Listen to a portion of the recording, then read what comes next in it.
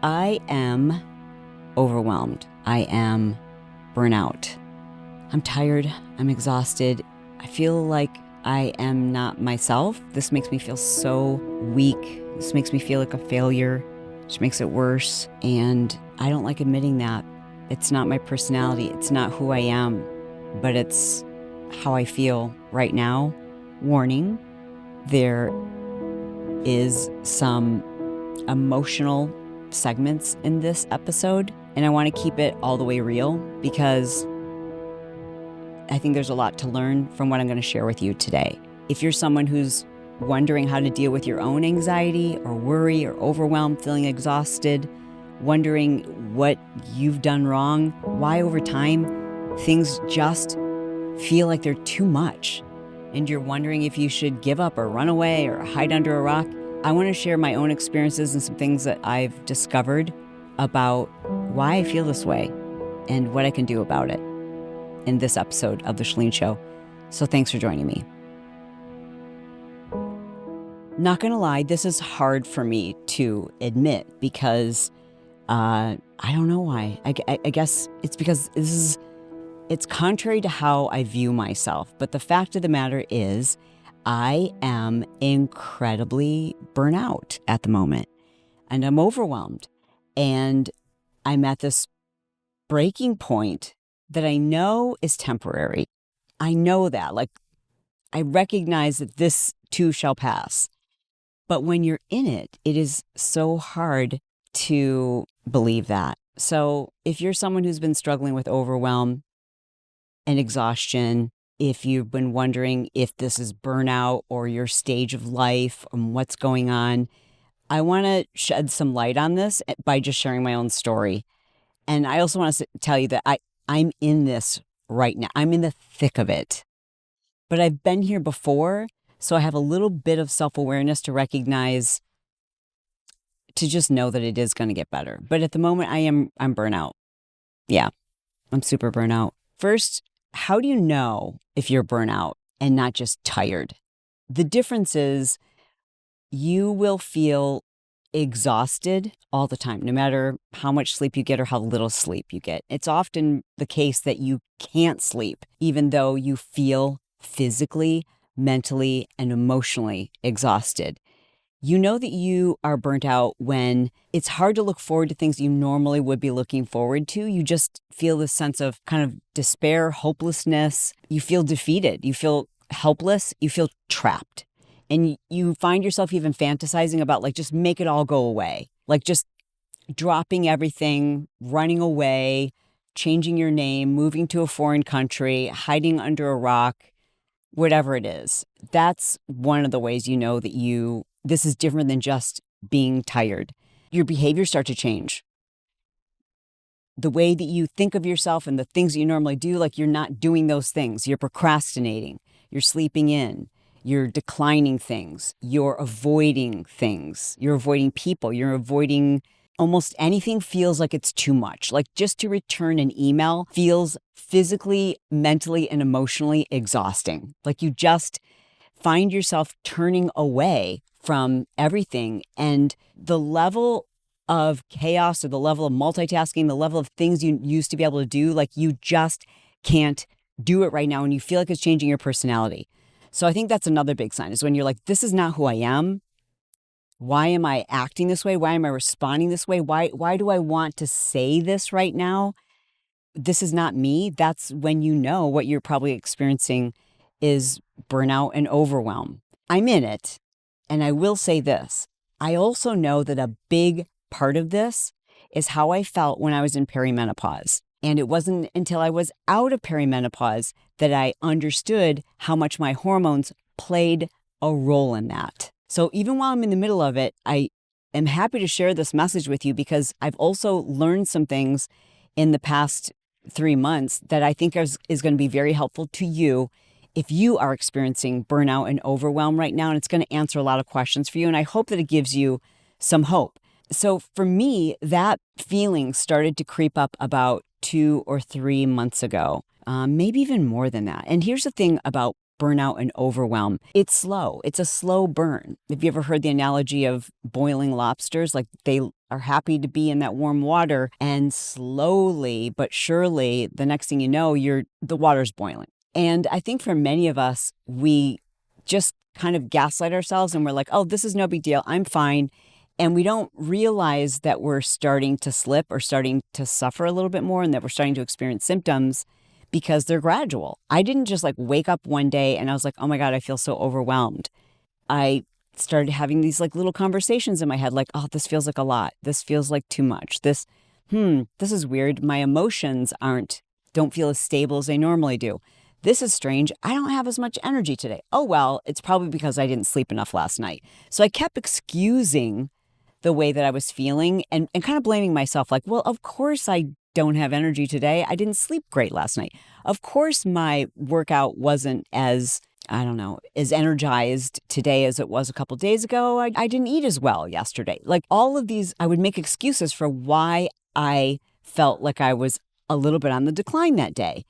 And it took a couple of months of this for me to recognize like, oh, this is a steady and slow and consistent decline. This isn't just like one day that's off. I'm like steadily having lots and lots of off days. So I did go to my doctor. I went to my doctor here in Miami Beach, Florida. And, he was like, what are you experiencing? I said, major insomnia, like I have never experienced before. And despite doing all the things I've always known to do, it's not improving. And I feel like my heart is racing. I feel like I can't slow down, but yet I'm tired and I just cannot get more than 4 or 5 hours of sleep. I'm having a hard time falling asleep. I'm having a harder time staying asleep, and I'm waking up early. Like it's all bad. I also said, I feel like my energy is low. Don't have the same kind of oomph and power for my workouts. I feel like I'm not as strong as I was. I feel like I don't have the same like mental energy. I'm not as excited about new projects. And when I told him that, I'm like, this has probably only been like a month or so. And also, I had recently quit drinking. And so part of me was like, is this because I quit drinking? Like, am I like one of those like strange people that it just doesn't give me any relief? I actually feel worse. And maybe this is part of the process. Maybe like, and I was reading about other people who experienced that after they quit drinking. Like maybe my body's like getting rid of the toxins and it's getting used to this as my new normal. So like everything that I experienced, I was explaining it away. Maybe I'm overwhelmed because I'm going through this. Maybe I feel this way because fill in the blank. And when this is done, then I'll feel more like myself again. I mean, I think everybody can relate to that. You just assume, okay, you don't put all the pieces of the pie together. We did test my hormones and they were significantly lower in almost every area than where they had been previously. And so that was kind of a concern. I'm like, all right, well, what's that about? Because I'm in menopause. So until recently, everything has been like so consistent. I've been on the same exact dosage for about 3 years. And everything has been great. It's kind of like, oh, I figured out this Rubik's Cube. And so when they were in decline, I'm like, so why would that be other than like some lifestyle changes? And he said, well, let's just adjust them. And at the same time, I can't remember if it was during that appointment or my next appointment that I, was still complaining, because I see him on a regular basis, but I was still complaining of like having super low energy and feeling just kind of meh, just like not feeling like myself and feeling frankly burnt out. Like every new request, everything that I had to do felt like it was so much. And I was embarrassed by that because I've got an incredible work ethic, but at the same time, work was ramping up. And so during this period of time, I was working until like 10 o'clock at night, a lot of nights. And I believe part of that was because I was having a really difficult time being effective. I had major brain fog. I would go to record a video like this for YouTube where I'm just like talking to you, and I would lose my train of thought more so than like what's normal.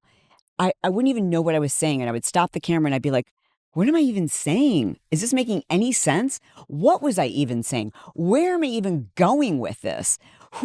And then I would like to record a 30-minute video or podcast would take me a couple of hours. And I knew that wasn't right. And that was kind of creating this spiraling effect where I was then mad at myself and annoyed and also feeling sorry for myself. Can you relate to that? Where it's like, it's so hard and you suck at what you're doing and you're struggling and you're having brain fog and you're having difficulty connecting synapses and you can feel it. You can like literally feel like my brain is freaking mush. Why? And then I would excuse it away. Well, of course your brain is mush. You're not getting adequate sleep. Of course your brain is mush. You're not being able to exercise the same way that you were. Of course your brain is mush because your hormones are in decline and estrogen and testosterone and progesterone, all those things protect our brain. All those things help our brain to function at optimal levels. So I'm like, oh, all of this makes sense. But yet I also feel sorry for myself because everything is taking me so much longer. Like even just having more than 1 or 2 meetings a day, I would make me want to cry. And I felt so overwhelmed by it. I couldn't look at my emails and I would just look at how many text messages I had. And that would be depressing. How many do I have right now? I shouldn't even look right now. Yeah, I've got 86 unread text messages because I would be like, I can't see the next text message until I've handled the last one that I just got because it's all making me feel so overwhelmed. By the way, if this is the first time you've tuned into one of my episodes, I normally cover health-related things. We talk about menopause, we talk about hormones, we talk about getting strong, building muscle, anything related to aging powerfully. And, this is just, it's part of life. But I do want you to know, I keep it real here. And I really do appreciate that you've tuned in. And if this is your first episode, or maybe it's your 10th and you haven't had a chance to subscribe, I would love to invite you to do that. It would mean the world to me. And so I continued to struggle and noting that I was having these symptoms. And then physically I started having symptoms like my hands and feet were always cold. So I'm like, am I anemic? And then I started getting like, even now I don't know if you can see this because I put makeup over it because I had gone out earlier, but I've got a big bruise here. I was bruising like crazy and waking up super congested and almost like I was having allergies. And I was losing my voice and, I'd wake up and feel like I had to blow like I was having allergies. And so I'm having all of these symptoms. And again, I go to my doctor. I'm telling my doctor all these things. He's like, have you ever been tested for metals or mold toxicity? And I said, I don't know. I think I probably. So we do a mold test and it comes back that I have all 5 types of mold in my system. And at the time, there was mold in my house and I had notified my landlord of it back in October. I'd always suspected that this one area, it just didn't look right, but I didn't know if it was mold. I was just like, what is this? And it wasn't until, I don't know why it was, sometime in either late September or October, I pressed on this area of the wall and I'm like, oh, it's soft. This is a moist wall. So I notified my landlord at the time. Anyways, when my doctor comes back and tells me that I have mold in my system, my brain did flash to that. And I almost didn't want to tell him because I don't know why. But anyways, I said to him, I also grew up in Michigan. So is it possible, we've got musty basements and there's mold kind of everywhere, right? So how do I know whether this is recent mold or if this is something that I'm being exposed to currently in my environment? And he said, well, one way that we know is let's begin, detoxing you. And we'll follow this protocol and, here are your options. And he kind of laid out different options for me. Here's, if you want to attack this aggressively, here's what the cost looks like for this, here's how much time this, kind of laying it all out for me. I think I was kind of downplaying the idea that this could be related to the mold. I'm thinking that this has everything to do with my hormones. I didn't realize at the time that mold is a major hormone disruptor. Now, you might not have mold, but what I want you to know is that the burnout, the overwhelm, the exhaustion that you feel may be because of your hormones and not your life situation. I believed up until this point that everything I was feeling, is because of just like things that were going on in my life. And it was just too much, even though it really wasn't that different from any other time. But my ability to cope with it, my ability to deal with it was like in the dumpster. And it isn't until like just the last couple of weeks that I was able to kind of piece together that this is how I felt when I was in perimenopause. What does that mean for you? It means the way you're feeling, overwhelm, exhaustion, sadness, anxiety all day long, it might be made a million times worse because of your hormones. In fact, it might be that you're experiencing these things because of your hormone decline. I know my personality. I thrive in stress. I love a little bit of chaos. I love feeling like things are on fire. I love that feeling. It makes me feel invigorated. It makes me feel excited. Can you see me like coming alive? Because normally that's how this makes me feel. And that's how I knew that this is different, because everything feels overwhelming. Like opening up a piece of mail, a knock on the door, another text message. My brain right now can't tell the difference between a text message and a lion chasing me down the street while I'm naked and covered in meat. Literally, like everything feels like, like my heart is racing over everything. And that's how I knew, like, this is different. So you should check if what I've described sounds so familiar. Please start by looking at your hormones. Start there. And also know that your hormones are impacted by a lot more than just your age and your fertility and the natural decline in hormones that we all experience as women and as men as we age. So for me, my hormones have taken a massive dip, and I know this is because of the mold, because I've got medical proof of this. So as I tested my mold levels and began a very rigorous and expensive and time-consuming detoxification protocol, I should say, I was excited that I would start feeling better. But I wasn't feeling better. And so that was a little frustrating, because I'm spending, like basically 6 hours a week doing infusions, red light therapy, taking a very expensive protocol of supplements and binders. And, I can detail all that. I will detail all of that if that's something. I don't know if there's enough of you interested in that. If you are, please share with me in the comments below wherever you're listening to this or watching this video, and I'll do a complete breakdown of the mold detoxification process. I just don't feel qualified to do that, or if I can help you that much right now, because at the moment, my levels are not in decline. I tested a second time, I believe it was in January, and then in March. It's all running together now, but my most recent test showed that my levels were on the incline. Your ochratoxin A, went up. It went up substantially. It went up like sixfold. Your aflatoxin doubled.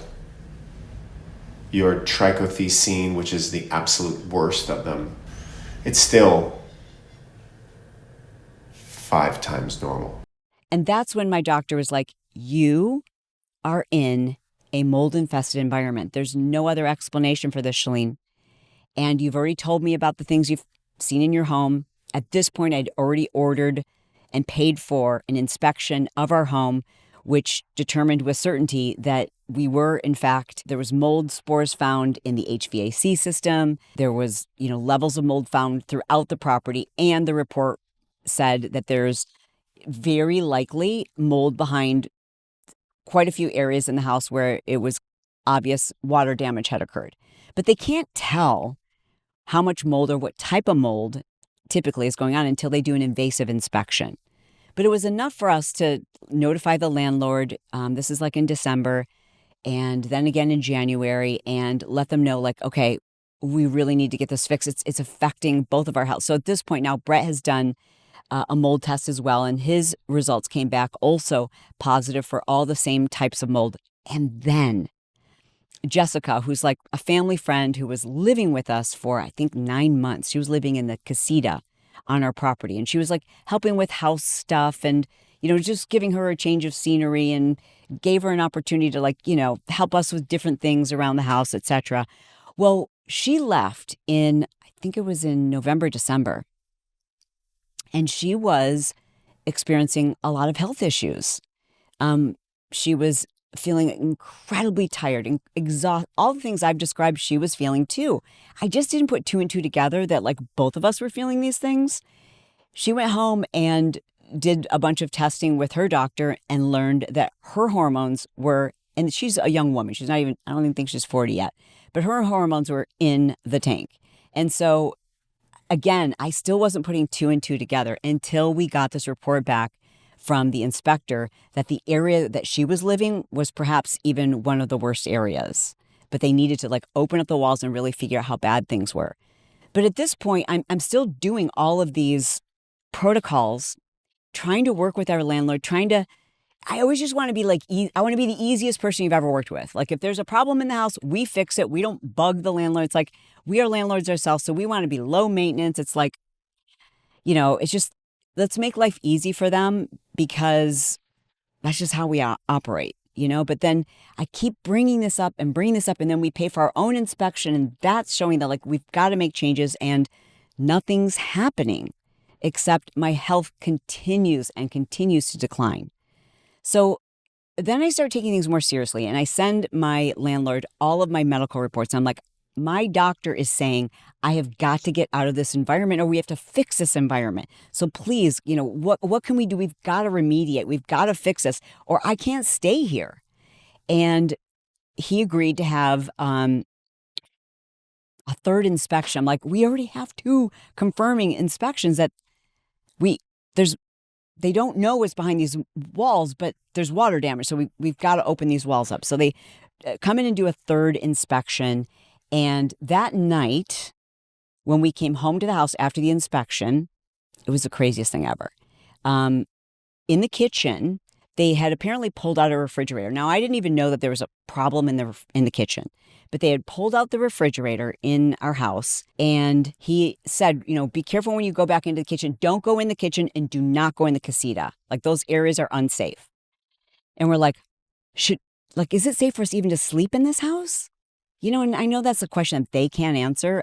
Meanwhile, our doctor's like, you need to leave this property. It's a matter of your health. And I'm not trying to scare you, but like you have high levels of one of the most cancerous forms of mold. Like you need to take this seriously. So anyways, we come back into the kitchen and the floor, and we'd only been gone for a couple of, 3 or 4 hours. The floor had, in a matter of just hours, grown a layer of fuzzy, powdery, white mold on the floor. And in my mind, I'm thinking, well, I guess the good news is it's not black mold, right?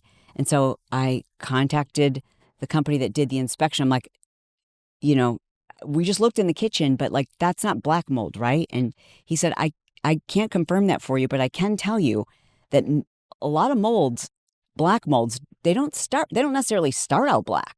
Some do start out white, but we have to get our lab reports back before I can confirm what type of mold this is. Okay, so we're in the house and we're like, Brett and I are both like, this is like, we can't go in the kitchen. We can't feed we can't let the dog go in here. We can't how do we live if we can't even use the kitchen? And this is growing all over the floor and did this just within hours. And it's in our HVAC system. We got to get out of this house. So I'm kind of freaking out. And my brain is not functioning. So when you're in the state of overwhelm, when you're in a state of burnout, you're not capable of making decisions. It's like your brain is frozen. It's so weird. And you feel very confused and you feel very overwhelmed and you feel like you're going to cry and you just can't make even the most basic of decisions. I knew for the purpose of our health that we had to get out of the house. But I'm sitting there going like, what do we do? What do we do? Now, meanwhile, as this is happening, I am finding, like just since we entered back into the house, I'm getting all of a sudden, my hands are turning purple and my feet and my fingers start tingling. And I have it feels like a massive migraine is coming on. I'm feeling dizzy and nauseous. Brett's feeling dizzy and nauseous and having we're both having, it almost feels like a chemical headache. Now, meanwhile, I've been having headaches since we returned from Europe, like in the fall is when I started noticing that I was having a headache almost every single day. I was like waking up with a headache, and it would get majorly intense by like around 4 o'clock, 5 o'clock. And I would notice it while I was in our living room filming. Now, that is one of the areas where we did find high levels of mold. And that is a neurological side effect of being exposed to toxic mold. So we're in the house and we're experiencing I'm like, I feel like I'm going to pass out. And then I sit down and Brett's like, should we just go right now and go to a hotel? And this, you guys, this is so not me. I just sat down and I started crying and I'm like, I can't think. I don't know what's wrong with me. I can't make a decision. I know what the right thing to do is, but why can't I? Why do I not know what to do? I don't even know what to do right now. Like, do I pack a bag? Do I get my belongings? Like, are we coming back here? Do we, is it safe to be in this house? Do I grab our most valuable things? Do I just grab stuff for the night? Do I grab, our kids are coming to visit us in like 3 days. Like, I'm so overwhelmed. I don't know what to do. I hate this, and I'm like freaking out. And he's like, what do you want me to do? I'm like, I don't know, but I don't know what to do. And I can't, why? And then I'm annoyed with myself because I'm like, pull yourself together. This is not that hard of a decision. Why can't I think? And, I'm going to cut myself some slack, and I want you to do the same thing because it's normal. And that's brain fog. So I think a lot of us refer to things as brain fog because we just feel like a little bit dumb, or we can't find a word, or we're not thinking 100% clearly. This is different. It's almost like you feel like your brain is stuck and you can see the most obvious answers in front of you, but you feel frozen and you can't form a sentence and you can't make a decision. You feel just like, I don't even know how to describe it, but it's not just feeling a little cloudy. Brain fog is a term I think we often overuse, but you know it when you feel it. Like you literally feel like your brain is shutting down. And it's almost like it's obvious to you that the decision is easy. Like what you need to do should be easy. Why can't I? You feel frozen. And that's how I felt for, we left that night, but I was so confused. I didn't even know how to pack a bag. I just was like, I didn't know how to make a list. Like I'm a list maker. I am one of the most systematized people. I love a system. I love a list.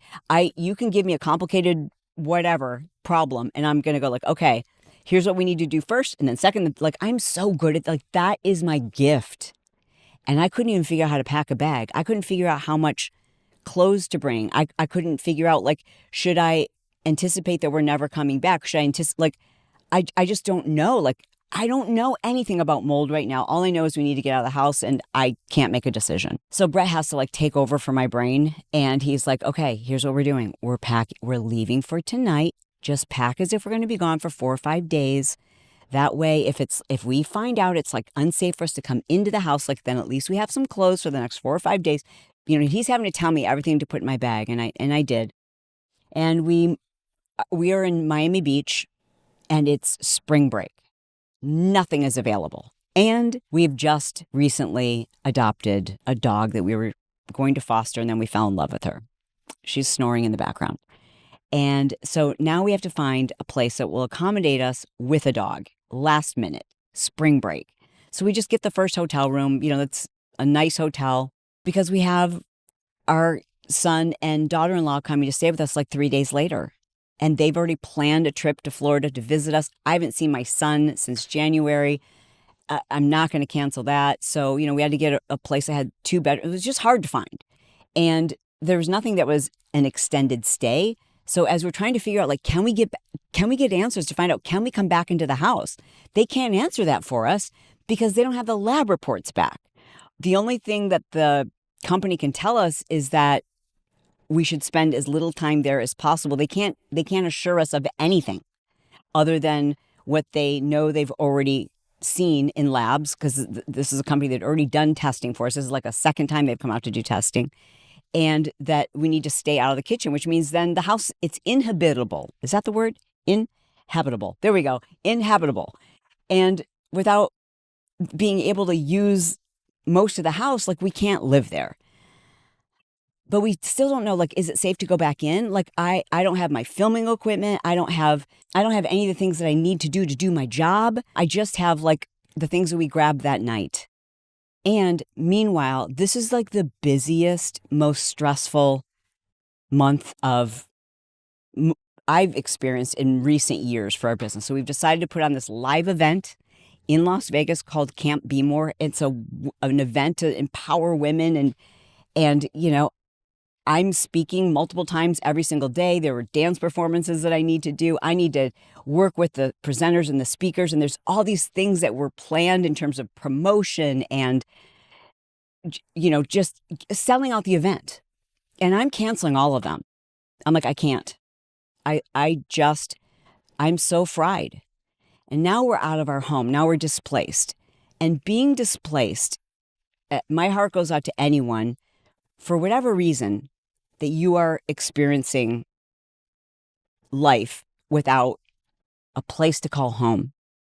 Whether you want to call that homelessness or being displaced, it might be because you were, you know, someone who was a part of the hurricanes and your home wasn't covered by insurance, or the fires, the California fires. Like, so many thousands and thousands of people have been displaced for a variety of reasons. And it might not just be a natural disaster. It might be something like mold. Well, I guess a mold is a natural disaster. I don't know. It might be because you've gone through a divorce and you have no place that you can call home right now and you're couch surfing. I have to say, this experience is one I haven't had before. Have I been traveling for long, extended 3-month periods at a time? Yeah, but it's different. It's different when you don't know where you get to call home. You don't know where you're going back to. It's different when you don't have any of your belongings. We have shelter, and I'm so grateful. I'm so grateful that we're in a position, although it's not comfortable, but we're in a position where we've paid for a very expensive, you know, luxury home, and we paid for rent there, and none of that's been refunded. And we're also paying for an expensive hotel during spring break, you know, prime season. And we can pay for both of those things because there's a lot of people out there who can't, who they've got to, you know, ask friends for favors and sleep on couches, or God forbid, sleep and try to find shelter on the street. But the point of the matter is, whether you are someone who's been displaced because of the fires in Palisades, or you have been displaced because of a mental illness or some other reason, it's a different feeling than just having shelter, because a home is more than 4 walls. A home is certainty. A home is dignity. It's peace. It's a place where your body says we can rest. When you don't know where you're going back to, when you don't know where your things are, when you don't know what you own or if you have anything, it's this feeling of being on high alert all the time. My heart has been racing now for 3 weeks, like just in a constant state of what feels like panic. And if you know me, I don't worry. I don't have that gene. I don't have the worry gene. I don't have the anxiety gene. I never have anxiety. This is different. This is a level of anxiety that I'm going to tell you what I've been saying in my head, but I'm embarrassed to admit this because it's not my personality. But I keep hearing myself say, I can't take this. I can't take much more of this, but I can, right? I know I can, or God wouldn't have put this on my plate. I believe that. And I know, speaking from relative terms, and no one has a terminal illness. My kids are happy and healthy, and that's kind of all that matters. But it is a lot, and it's hard. And I feel like I think probably the hardest part about it, and why I don't want to admit it, I'm such a crybaby, is because I feel like I'm letting people down. Excuse me, one moment.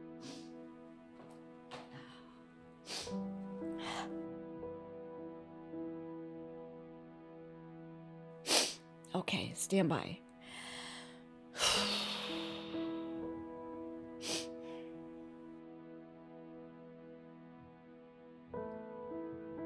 Okay.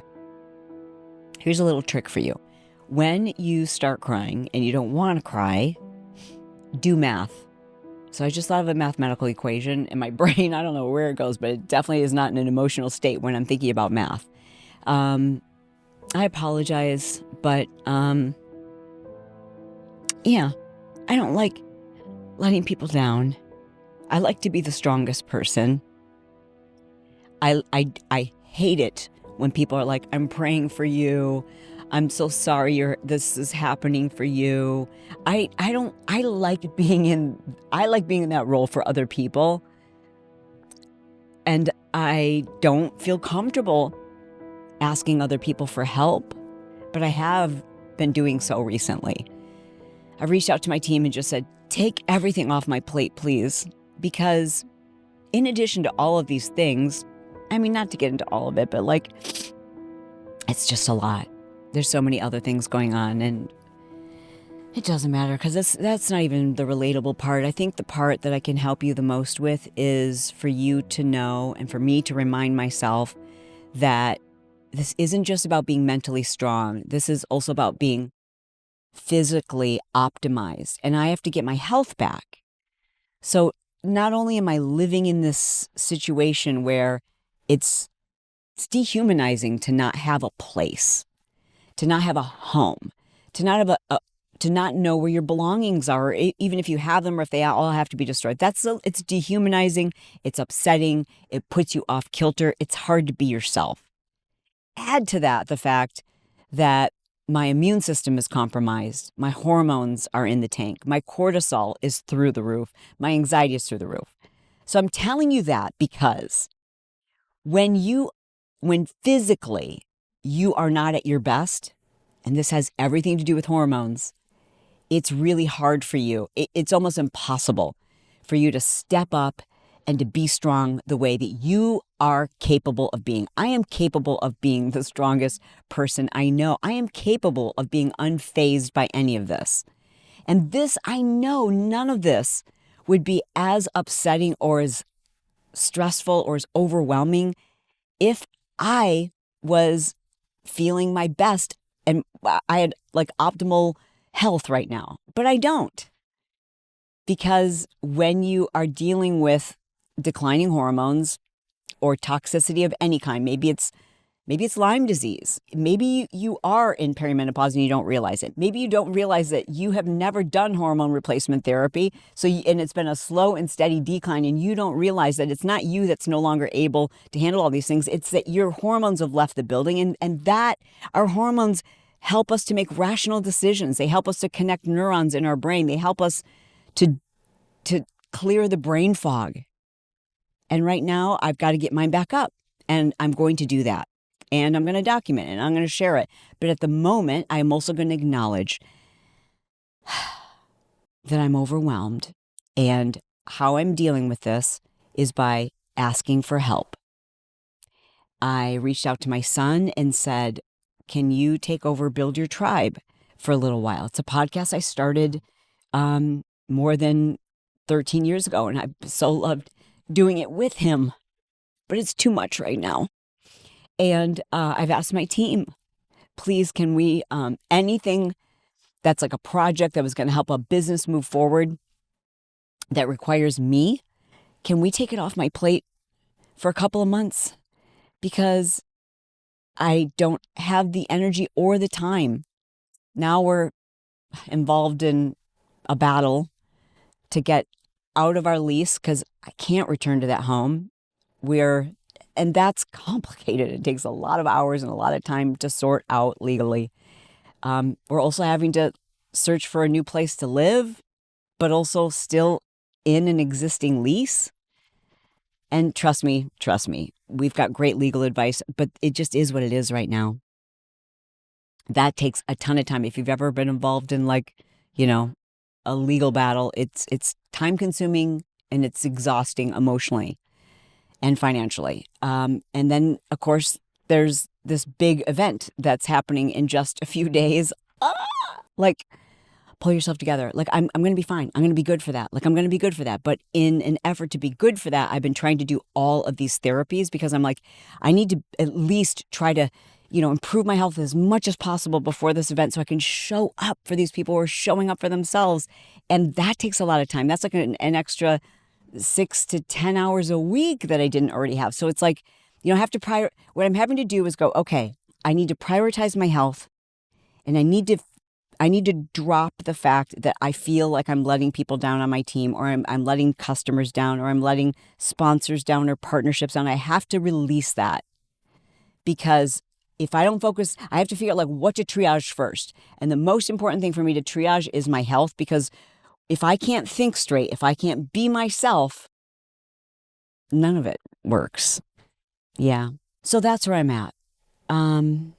Like I said, I'm in the middle of this, so I don't know that I'm the expert for you. I hope that some of the things I've been able to share, some of the things I've become aware of, have shed some light on how you've been feeling. And if nothing else, I want you to like consider your hormones and what a huge role they play in our ability to handle stress and overwhelm and the things that life just throws your way. So if you feel like your personality has changed, if you feel like this is not me, I'm normally so much more resilient, it might be time to check your hormones. It could be mold. It could be hormones. It could be Lyme. It could be perimenopause. It could be menopause. It could be something else that's in your environment that's disrupting your hormones. There's so many things, chemicals, that will disrupt your hormones. So stay with me. I'm going to keep you apprised of this journey. I'm going to get better, for sure. This too shall pass. Under normal circumstances, this is a no big deal kind of deal. Nobody's dying. We have a roof over our head and nice clothes to wear, and I've got like this incredible community that supports me and wants to say I'm praying for you and wants to help me. And like, what a gift. What a gift to have the kind of life that when I do have hard times, I can immediately think about how it can help somebody else. That's a gift. Thanks for being a part of that. I love you. I mean it. I'll talk to you soon.